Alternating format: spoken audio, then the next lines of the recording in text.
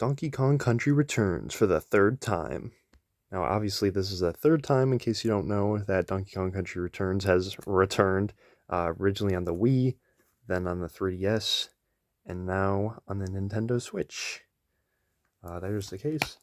And obviously, it just has the world map in the cover here. But obviously, if you're someone who's played the game before, like I have, but only a little bit, it's more so appeals to people who have never played it before. And I've never played it all the way through. I only played it a little bit on the Wii and the 3DS, so that's kind of why I decided to play this version since it basically combines the visuals and the quality of life improvements that the 3DS version introduced. So like easier difficulty, non-motion controls for like slamming the Y and X buttons so you can slam the ground. Also music in this. Let's see if you can hear this. Don't copyright me, Nintendo. It's so good. But anyway, yeah, basically it's exactly as it looks like. It's Donkey Kong Country Returns on the Switch in HD. So if you never played it before, never owned it before, this probably is the best way to play it, I would say. If you already had it on the 3DS or Wii and you already spent $50 or $40, it's kind of up to you. But for me, since I didn't, this was definitely the way to play it. As you can see, there's 8 worlds in here. This is basically what people have described almost. I would argue it's a lot better though. Is the new Super Mario Bros. Of the Donkey Kong Country in terms of like reviving it, not in terms of like blandness. And I guess this one's more safe. It doesn't do as like super interesting stuff, but it still definitely does do interesting stuff. Just not as much as its sequel, Tropical Freeze. So that's why more people like that one particularly better. I wonder if mine Joy-Cons are gonna disconnect in this video because they are really rough. You can see me in the reflection. um, I don't know why the wirelessly they're just like they're always disconnecting. It helps by disconnecting other wireless ones because I have 4 Joy-Cons currently, but we'll see. I'm just gonna play through a level here, show you what the game kind of looks and plays like if you've never played Donkey Kong Country before or just Donkey Kong in general. But it's a 2D platformer. But I feel like just dude, how am I taking damage already?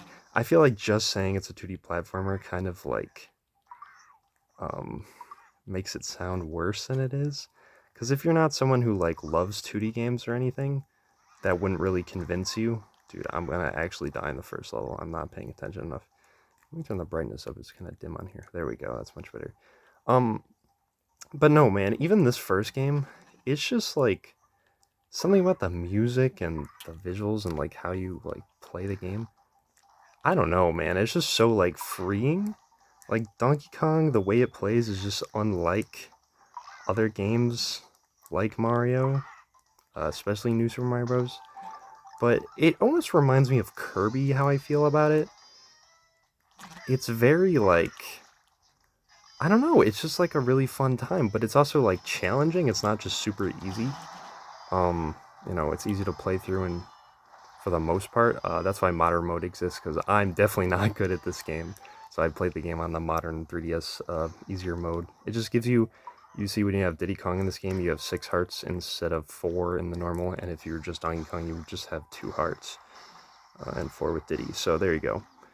Anyway, yeah, like I said, there's co-op with Diddy Kong, but when the co-op player plays as Diddy Kong, it takes away even more of your lives because every time they die, it takes the shared pool of lives. So it's not fun to play with someone who doesn't know what they're doing in this game, and I would not recommend it at all. That was a really short first level. Some levels in this game are pretty short. Some of them definitely longer, and there's like really cool, more concept levels.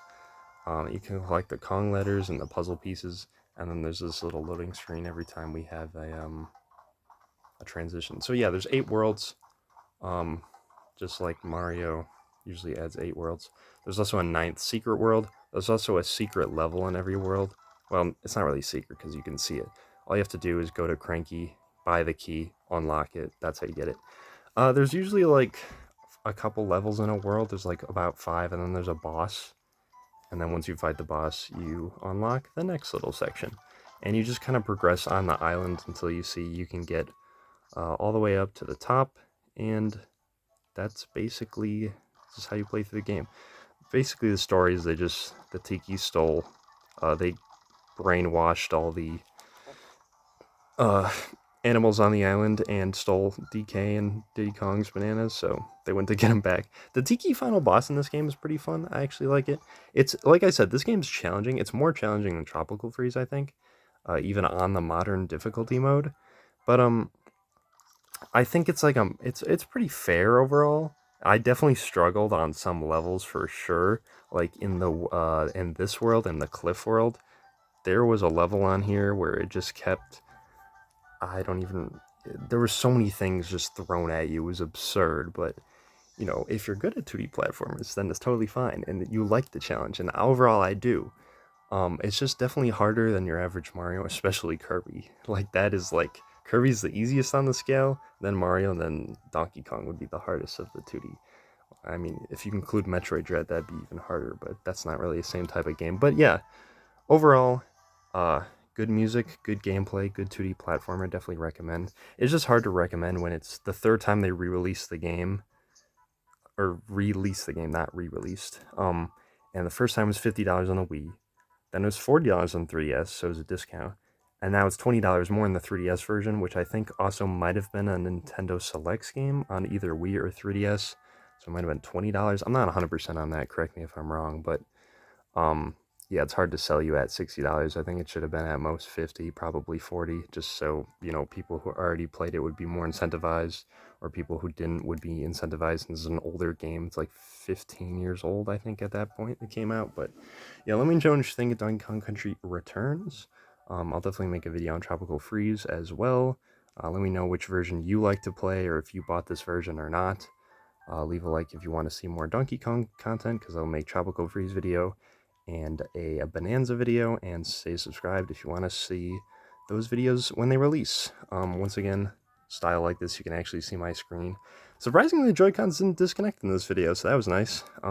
Hopefully they add this soundtrack and Tropical Freeze on Nintendo Music, because I'm pretty sure they're not on there, just OG Country 1, 2, and 3, but yeah, Retro Studios, they never made a bad game, and this is one of their this is probably my least favorite of all 5 games they've made that have actually released, but it's still really good. If your lowest point is still a really good game, that's just a really talented studio. But yeah, let me know what you think of Donkey Kong Country Returns, and I'll see you in the next one. Bye bye.